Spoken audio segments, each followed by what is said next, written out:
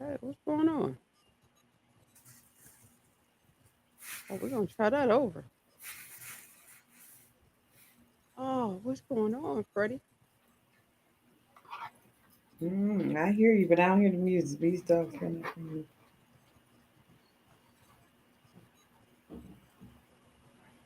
Something ain't happening. Shake your pom poms, shake, shake, shake.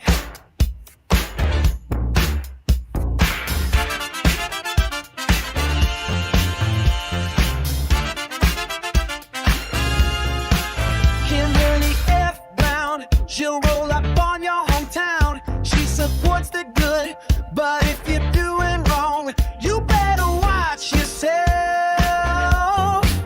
If you're cruel and full of spite, she'll shut you down. One wrong step and it's to the ground. She don't play nice with clowns. Brown, brown, brown. On Cleveland, she'll lift you up or tear you down, depending on what you got going on. That dark, dark brown, brown.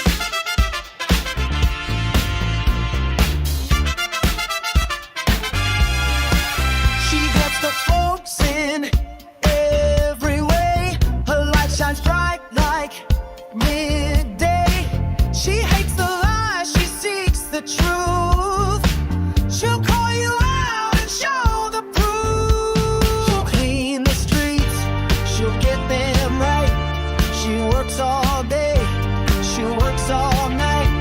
She loves or hates based on your deeds. Don't cross her path, don't plant your weeds. Brown, brown, brown on Cleveland. She'll lift you up or tear you down, depending on what you got going on. That darn down brown,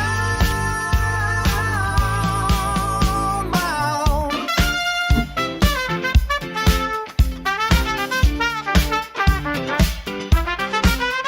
Brown, brown on Cleveland to lift you up or tear you down, depending on what you got going on. That darn brown, brown. Shake your pom-poms. Shake, shake, shake your pom-poms.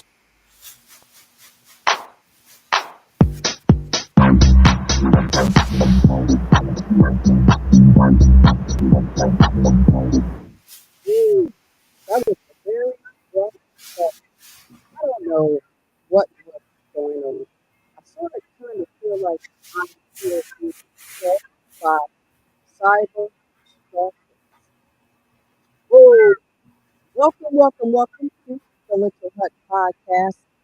Wednesday evening. It's now 10:04, 4 minutes after 10 p.m. See, I'm off system by mistake, but I don't know what's going on this side of the Cut Podcast. All right. Well, good evening. Yes, happy one hump day. Um, yeah. Happy hump day. Is we living upside down right now, but happy hump day. Hey, we here. I'm smiling. It's Wednesday, the eve of Friday Eve, even though Kim don't believe in that. Um, Listen, the way I feel right now, this is one crazy day. But before we get into the whole goofiness of everything, again, welcome inside the Little Hut Podcast. All talk, no gossip, and maybe just a little bit of drama. But before we get down to the drama for your, no, I ain't gonna say for your mama. That's what the kids say. So don't forget, it's campaign time, right? And I am going to encourage anybody who's looking for t-shirts, hoodies, jackets, tumbler mugs, team uniforms, political uniforms, to call Angie Marie over at New Beginnings 1111 Creations at 216-395-7335. And Freddie, I'm going to tell all these people this. A lot of people like to run to these very expensive vendors just because they want to say, this is where I got it from. But listen, y'all know running a campaign, you better be checking out your pockets because y'all ain't, I'm saying, ain't got that type of money. No way. So you might as well go to someone who's local, where you can turn this stuff around and make it happen. Angie Marie, I'm telling you, she's a person to go to. 216-395-7335. And if you are hungry, I don't know if you recognize like my weight loss because, whatever. But if I still want some soul food, I'll go over to Flavor Southern Cuisine Restaurant, which is located 12540 Rockside Road over in Garfield. And of course, if you got a daycare, guess what she can do, Freddie? She can make food for the little people. Yeah, them damn little people, right? The ones that get on your nerves, those, the ones you got to spank when they get out of line. Yep. She could do breakfast, lunch, and even get them a healthy snack to make sure they go to bed when they get home. And you guys want to do that. That's Rhonda Stubbs at 216-510-0919. Give her a call. Then, of course, if you want some of the best wings and walking tacos in the city of Maple Heights, go to Viva. Yeah, Viva Mexican Grill. Neighborhood Cafe at 169-41 Broadway Avenue. That's 169-41 Broadway Avenue. And I tell you what, if you've had a long day at work like me today, if I was a drinking lady, I would have gone over there and got me like 10 shots, darn it, and would have got drunk because it's just been one of those days. Thank you to the sponsors, Brown, Brown, Brown, that Don Brown on Cleveland. Yeah. Shake the pom poms. And if you notice, Freddie, I have my PJ top on. I sure do because I didn't take my old lady nap today. And I've had a very interesting week. But at any rate, tonight's topic is all about people who don't follow the rules. So Brown on Cleveland and Miss Freddie is here to challenge your perspective. So hey, the chat is open. And just because the chat is open, it does not mean that we will agree with you. Nope, not at all. Why do people constantly violate the law? Is it a lack of respect or do they feel above it? Yeah. Every day we see people making excuses for others, and that's what gets on my nerves. Oh, they had a tough life. And or it's just a minor infraction. Remember, it ain't nothing but a ticket, dummies. But what does that really mean for this society? When rules are ignored, chaos takes over. Trust breaks down and communities they crumble like they're crumbling now. We've seen it in history. Anarchy breeds fear and fear leads to violence. But tell me, Freddie, why do we allow this to happen? Are we too lenient or is it now that we just don't give a damn? Brown and Cleveland. Hmm. Why? Um, that's a broad question in regards to people breaking laws, violating laws, not following the rules. It goes kind of part and parcel with society. But to the level of straight chaos that we living in right now, on just about all levels, like you say, from the kids that are minors, and it's like you can't do nothing with them because they're so young, can't really hold the parents accountable. So the kids go home, they repeat the crime because there's no repercussions for it. And then when you start talking about grown folks, it, I don't know if like there is no bar that's too low right now in regards to what our society should be. So I don't know who would hold who accountable. I when you sent me the topic, I was thinking about um, society and anarchy and like character and rule of law and all this other stuff has some kind of weight at some point. And I just was thinking about like when I was younger and the whole situation with Bill Clinton and Monica Lewinsky came out, and they were like, that is just, we don't want our kids or people thinking this is okay, this is the norm, this is setting a horrible example of how things are done or whatever. And you fast forward to where we sit today in a completely almost like lawless state. um so it's like, where's the examples? It's like you prosecuting people for things, and then on the one end you're letting people get away with crime. So where's the balance? Where's the balance right now with the accountability? Because nobody, I think everybody feeling a little ballsy right now because no. Well, here's the thing, though. The thing that gets me is the injustice. You have people who break the law, and some people who break the law go to jail. Some go to prison because jail and prison's two separate things, apples and oranges, or they get fines, or they get a slap on the hand. But then you have those individuals who are, I guess you could say, high profile or simple public officials, elected officials. They can do the same darn thing, and the consequences are totally different.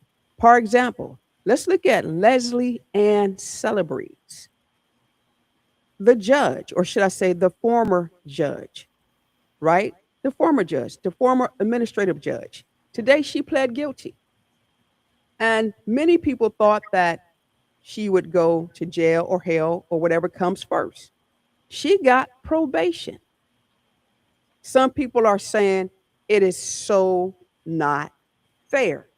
If she was a regular mojo, she probably would have got a year, two, maybe 5 years in prison. It didn't happen. Let's look at the article that just came out regarding Cleveland City Council person Kevin Bishop regarding the homes that he owned in the city of Cleveland, and they're not registered. And this was an article that came out in cleveland.com. And some people are saying that he needs to be penalized, but the council president comes back and say, well, he was probably just too busy to take care of his business.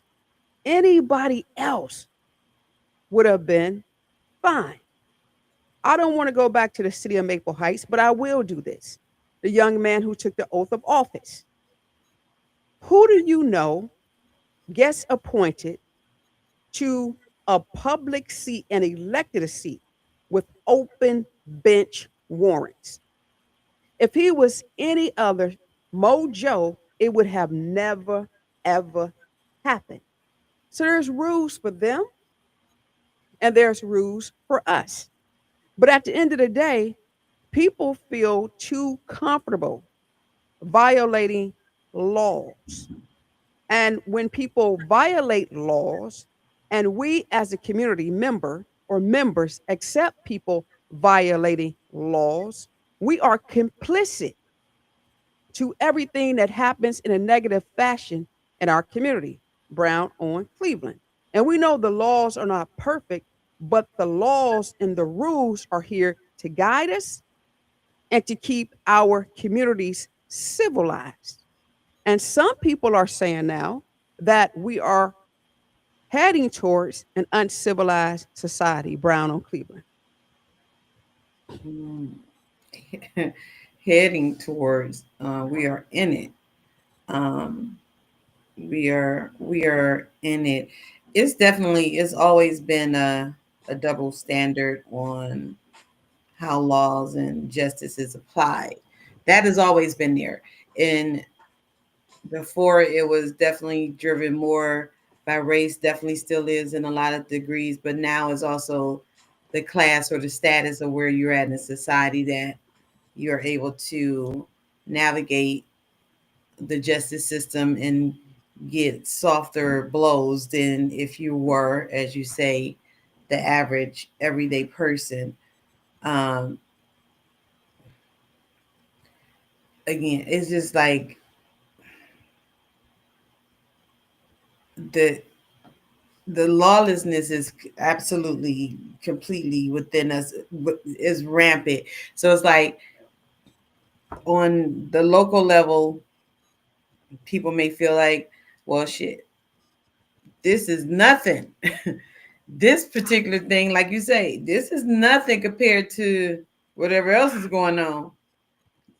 And because whatever else is going on, this may ruffle a few feathers, but is nothing in comparison. So it's always with anything is like, but they do it, and but this and but Inexcusable. yeah. So It's like this. When we excuse bad behavior, we weaken the very fabric of our society. And one thing you just brought up is, history and racism. So there's colorism, sexism, classism, and we've always experienced racism.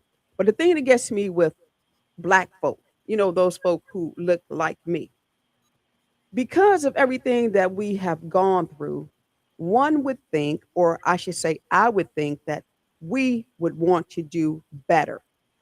We would want to excel because what we do know is this: the rules are always going to be different. So, you know what really makes my skin crawl, what makes me really upset is when I hear people say, well, they do it. So, because they decide to go on a cliff and jump off, run, rob a bank, rape people, so you're supposed to do it too? And this is the way they justify it? That's dumb shit. That doesn't even make sense. Well, Matthew stole a Snicker. Now Ray Ray stole one. Listen, stealing is stealing. It does not matter. And we should never compare our behavior to theirs. The law is the law. And what I try to get people to understand is that you can get the law amended, you can get it abolished, or there can be new laws enacted. So you don't have to settle for what's out here. You don't. And sometimes the law works for you, and other times it works against you, depending on what side of the fence you may be on. But it also depends on whether or not you have an attorney, a public attorney, or a real attorney. I don't know. But yet and still, if we get to the point where we don't respect any rules in society, it's going to be more chaos, conflict, and confusion than ever before. You got people right now driving who don't even acknowledge a stop sign. They'll plow right into your car. They don't acknowledge the street light. They'll go right through it. Matter of fact, they're so bold that while everybody else is stopped at the stoplight, they'll move their car around your car and go through the stoplight. And if the police stops them, the first thing a knucklehead want to say is, well, if that was a white man, they wouldn't have stopped him. You a damn lie. You a damn lie. They will stop him. And people need to stop saying that because if you're in a community that's 99.9% black and the police is there, guess who the police going to arrest? You. Why? Because you are the majority.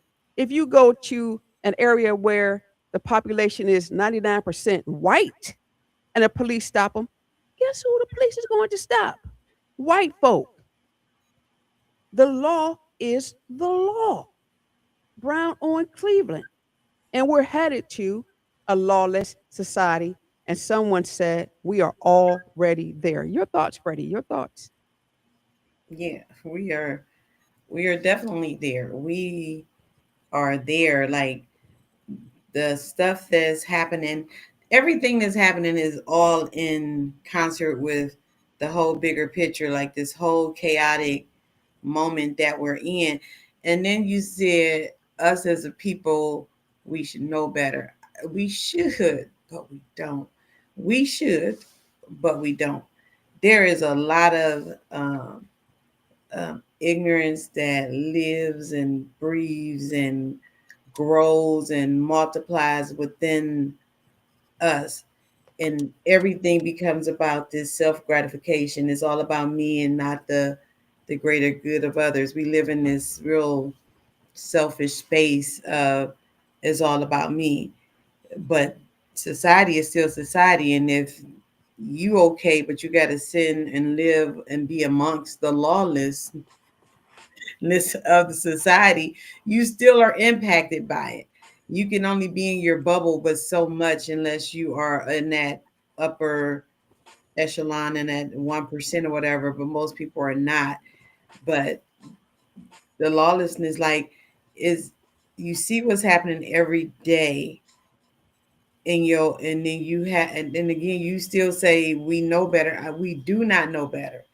um we are so easily divided and let and allow others to feed our narrative. And so I don't know, like, because I don't, like, I feel like we, the majority of us know better, but there's still enough of those that don't, to justify things, um from our youth, getting away with all this reckless crime. I've this the scenarios you described, I've seen it, and you just be like, what the hell? You be, okay. So even when I drive, I'm, even when I'm approaching the intersection and I may have the right of way as a green light, Mm-hmm. I still, I'm like, because you you don't know. So you have to still tread lightly even when you know you have the right of way, because you don't know if it's somebody that's speeding through here that has stole a car that has no intentions of stopping. And then again, when they're caught, if they're caught, they're some 14 or 15-year-old kid that the mama got an attitude, child ain't gonna get held accountable, the system can't do nothing with them, but they gonna do something with you as soon as they can put you in an adult prison that they can make money off of you. Mm-hmm. So I don't know, do we know better, and how do we break this cycle? Because it's just like the ignorance takes hold more than the being informed and empowered and uplifted. That doesn't seem to be there, and those that do actually make it to a place that they are able to do better. It's like, you definitely ain't here to save the world, but you definitely not should not turn your back, and act like it doesn't exist all of a sudden. So Here um, we are. We're celebrating. February is Black History Month, yeah. and we're celebrating the accomplishments of those who came before us, those who are here right now, and those who are to come. And the most disappointing concept of people breaking laws is that we complained historically about how the laws were so against us. And there was a time where we wouldn't dare speed. I don't care what nobody says, know your history. We wouldn't dare speed. We wouldn't dare become disrespectful to our elders. It just wasn't, it just didn't happen because there were some dire consequences. But it seems like one day we went to bed and there was all this reverence. And then we woke up and people just don't give a crap. You know, the importance of education was about financial wealth, economic wealth, financial stability. It was the way for you to become self sufficient. And rather than make a sacrifice to go to school, be it that it's hot or cold, it didn't matter. We were hungry for education. Now today, you're like, not gonna pick up a book. That's too much I write. I can't read. That's, that's me. But then people wonder why they got their 30, 40, 50-year old daughter and son living not in their basement anymore, Freddie. They didn't take over the bedrooms. They got their mamas and their daddies in the basement, giving them money. And the parents are making excuses for them. And people are saying, well, they had a tough life. Hell, if you black, guess what? Everybody done had a tough life. No excuse. Abide by the laws. We're living at a time where every day you don't even know when you leave out the house if you're going to make it back because people are so reckless with their behaviors.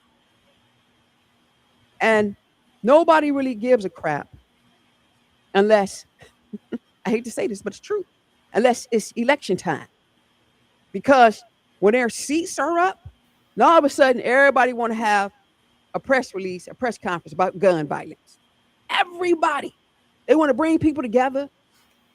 Let's talk about gun violence. What are we going to do about it? Ooh, what I'm going to do downstate? Not a goddamn thing. Because you wasn't concerned about it until it's time for you to get reelected, right? Or now it's time for you to go back to Congress and you got people running against you. Nah, everything is important. But as soon as you get reelected, everybody just go back being willy-nilly. You got to be sick and tired and sick. This is Black History Month. And people are literally laughing at people who look like us. They are. All the people that died, sacrificed for us. We should be so far ahead, but we're so far behind the eight ball. We can't follow rules. We won't follow regulations. We won't follow policies. We won't follow city ordinances. We won't follow charters. We won't follow the state constitution. And we damn sure don't follow the United States Constitution because most of us don't even know it. Ground on clear. I'm tired, man. You talk about the history. We should know our history. We don't know our history. We are we are living in a society where people education is not prioritized. Like you said, when we were not allowed to learn, not allowed to read, to be taught that you are less than, you condition me in a way that tells just to make me feel I'm inferior. And when you allow us to thrive, we thrive. You allow us to grow, we grow, and able to be self sufficient. And as we sit here in Black History Month, this guy, same age in my age range, same grew up in the same hood as I grew up in, a diehard MAGA supporter, and he like when you say he old enough to know better and old enough to have grown up to just know better, and too much information is available for you to just regurgitate what you hear, to tell another young lady on there to try to explain to her what Donald Trump meant about make America great again. But he was talking about when we was had Black Wall Street in every town and we was booming. So you can explain Donald Trump for one. You can explain Donald Trump for us, and Donald Trump wants the America where Black Wall Streets were booming. That's oh oh the same Black Wall Streets that were allowed to be burnt down and bombed and eviscerated by jealous people like the likes of a Donald Trump, and allowed by a government because we had no protections under the like. So do we know our history? We absolutely don't. We live in this dumbed down ass society We live in this microwave America where everybody wants everything instantaneously. Everybody wants instant fame, instant money, instant just gratification across the board. And the damn be with anybody else. The damn be with us in the struggles. The fact that somebody did it for you that did not benefit from one iota of your ignorance and your laziness. Somebody did it for you and you dare not do it for somebody that's going to come after you. And the fact that we, again, as Black people, are so easily divided because they dangle that money. So don't ever say what you would have been and what you would have stood for with the likes of a Martin Luther King or Malcolm X or Fred Hampton or a Harriet Tubman. You would not have stood. You would have sold them the fuck out. You would have sold them the fuck out. You would have told all the secrets. That's what you're doing now. So don't try to stand in some kind of moral character and try to mansplain what the hell Donald Trump meant about what? You coming from the same hood. What is we talking about here? And I told somebody that's why I called his ass out because he cloaking it as if you're trying to engage in this conversation. No, bruh. Let's remember what you were saying during the whole election cycle. Don't act like you honor and love Black women when you disparaged one the entire election season with not any factual information, just the most derogatory stuff that you've heard from someone else. And now you trying to come on here and explain to us as Black women. If you don't go like seriously and just full of lies and just proudly ignorant of not knowing what the hell you're talking about. So I don't like, yeah, I still feel like the majority of us are in a place that we definitely know better. But when you get those seeds that's planted all within us that'll tell you what they would have did in history when they don't know the history, you would have sold us out. That's what you would have did. Same thing you're doing right now. You would have That's sold. exactly, and that's exactly what they do. That's So exactly what they do. Sell out all day long, always trying to please the wrong party, the wrong people. This is just what people do. And I totally agree with you. You would have never survived during the Harriet's days, not even the Shirley Chisholm days, because you see how they sold her out. People just do what they do. But I do know that the struggle that our ancestors have gone through, they paved the way. And yes, they had sellouts then too. They did. They did. But the ones who stood strong, we are supposed to stand strong for everything that they went through. And we're supposed to be able to uplift one another and allow people to stand on our shoulders. And as they stand on our shoulders, they're supposed to be able to reach back and pull people up and put that person or them people on their shoulders. And that's the way we get better. But that's not what you see. It is that mentality of crabs in the barrel, right? It is. It's just there. Do as I say, not as I do. We break laws, and you better not do it too. See, because we're one of them. You'll never be one of them. hmm. I don't care if you're light skinned, brown skin, and I hate when people say this, I'm caramel. No such a thing, dumbass. Stop saying dumb shit. I can't stand that. I'm vanilla caramel. What does that look like? Because my great grandmother, Gertrude White, she didn't even like the term like Black Americans, African Americans. She says, we're color folk. She says, look at all my grandbabies. Everybody is a different complexion. So we're color folk. And she believed that and she died that way. She couldn't stand when somebody would say black folks. She says, look at people. Who in the hell is black? Who's black? My cousin is on here. So she said, my question for you ladies is, what is the suggested solution to the problem? How can we fix it? How do we fix it? It's so multi-layered, and we refuse to address and get to the root of the problem, and the root of the problem within our community, it definitely stems from a lack of education and of poverty, um, intentional and impoverished. Like there is so many things that it's like you got the outside forces, but the things that we are able to control, that's the hard shit. That's the heavy lift, is convincing the people that you're trying to make it, show them a better way. And the problem with a lot of our people is they want you to do the whole fucking lifting for them. You don't want me to show you how to fight. You want me to fight it for you and clean it up for you. No, that's not, no. Then you fall back once you didn't got what you need from it. But what about this person that needed too? Oh, I can't help them. Thank you for helping me, but I'm gone. Like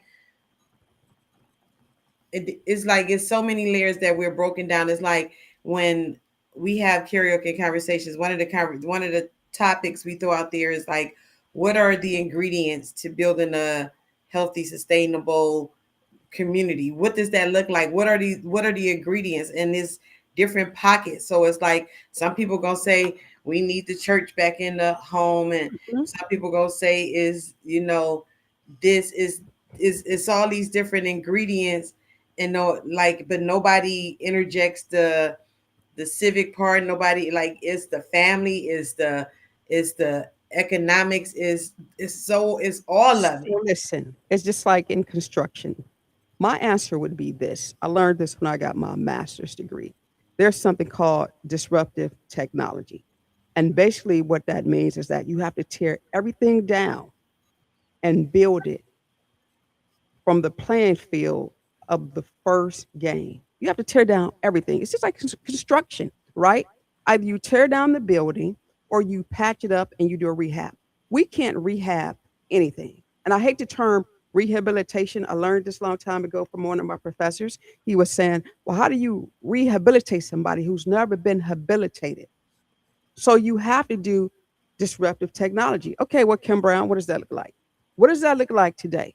What that looks like today is this. That means there has to be aggressive learning camps, mandatory camps to get people to actually to do a buy-in. And when I talk about a buy-in, I'm not just talking about from a political aspect. I don't care if you're a politician. I don't care if you clean houses for a living. I don't care if you sweep up trash. I don't care if you're a homemaker. Until you're able and willing to bring everybody to the table, because everybody has something to share. And when everybody is in the sharing mood and everybody is being heard and their ideas are being respected, that is the only way that transformation will come. A lot of people will never do a buy in because they believe that their thoughts, their mannerisms, their behaviors, their suggestions simply don't matter. They feel as though they're constantly being disrespected. And I can back it up like this. How many times have you heard about a meeting of bright minds and you got the same people at the table? Now, the same people at the table have never come up with a solution. However, you may have Miss Jones, who is the mayor of a certain community in a certain neighborhood, but you omit her and you'll go get this person who you like because you don't like Miss Jones because you say Miss Jones talk too much and she thinks she know too much. But maybe it's Miss Jones is the only person who got the answer for that particular community. You got to learn how to bring all of the resources to the table. And see, we are so caught up with our own egos. Well, I don't want to have that person at the table. Why? It's just something about it. Maybe it's because they got a brain and they can think. Maybe it's because you're just mad that they don't want to be part of your gang. Maybe it's because they ain't in your circle. As long as we got that, Freddie, nothing is going to change. You got to be inclusive. You know how many groups will talk about they're inclusive? But, Freddie, you don't think like we think. You don't dress like we dress. You don't talk the way we talk. Or we're in this sorority, we're in that fraternity. Who gives a shit? Who gives a shit? At the end of the day, our communities are in a crisis. And unless you are willing to bring everyone to the table, you're not going to have a resolve.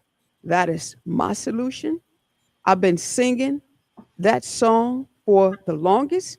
I'm still the only one in the region who has a safety plan that's written on how to get rid of thug culture.